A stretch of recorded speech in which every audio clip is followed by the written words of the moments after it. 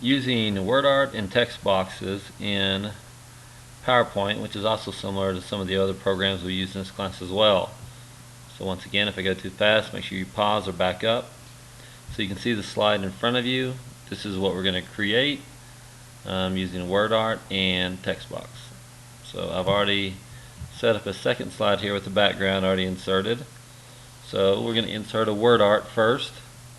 So go up to the menu at the top, insert, go over here to WordArt. I usually just select the first one here because we're going to change it anyway. Click on it, pops up on the screen. For the example, we're going to type in Lincoln. Now if I want to change the font, I can highlight it, go back to home, and change it to whatever you want. I'm going to change it to Algerian for the example. Alright, now at the top here we have format. We're going to do most of our changing here. So select format, go here to text effects. You're going to go down to the bottom one that says transform. We're going to select this one. Now once we select it, what this does is obviously it changes it, but it allows us to drag and stretch the word Lincoln to whatever size we want. You could not have done that before until you transformed it.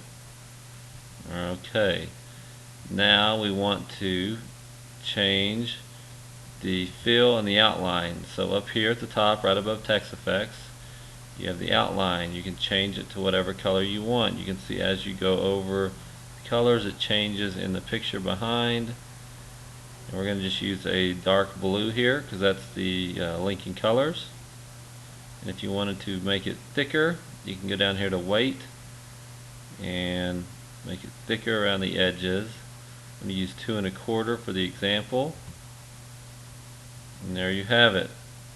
If you want to fill it, text fill, I want to change the inside of the word Lincoln. Go up to text fill here and you can select whatever color you want. For the example here, I'm going to use this white, just an off-white, and we have the word Lincoln.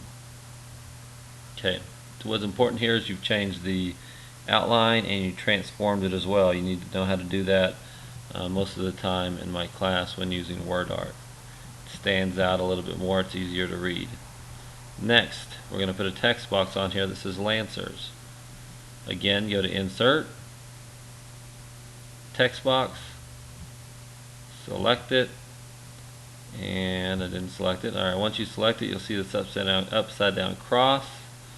Drag and drop on the screen, and then type in whatever you're going to use.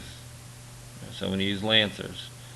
I want to change the size of it and the color of it and the font. So I'm highlighting it. I'm back on the home screen here, home menu. Okay, I'm going to use this font here. I'm going to change it right here, the color to white, and the size. You can click on the arrow here and choose whatever color you want and size you want, or you can actually just type it in here as well, and there you have it. And then I'm also going to center it within the text box, just for the example. You might not have to do that in your project or your whatever you're using it for. Okay, now here's what I want you to do, because I like transparencies I like fills for the text box with transparencies and outlines because it stands out. So you're going to go down to the edge here and you're going to right click on the text box. You're going to go to Format Shape.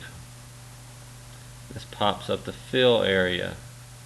We're going to go to Solid Fill, and you can see in the background here it makes it blue, but I want to be able to see through it a little bit. So down here on Transparency, we're going to drag it over to whatever you like. I'm going to go to about 35 for the example. Now I want an outline on it. So line color, solid line, and you can make it whatever color. I'm going to use yellow just for the example so that you can see it better. And I want to make it a big thick line around the edge so it stands out. So go to Line Style, and I'm going to switch it to about 2.5. Hit Close, and you can see Lincoln Lancers with a transparency fill and an outline. Now for some reason your Lincoln is in the background like this because we put it in first and you want it on top of the text box, all you have to do is right click on that word art, go to bring to front, and there you have it. So that's using word art and text boxes in PowerPoint.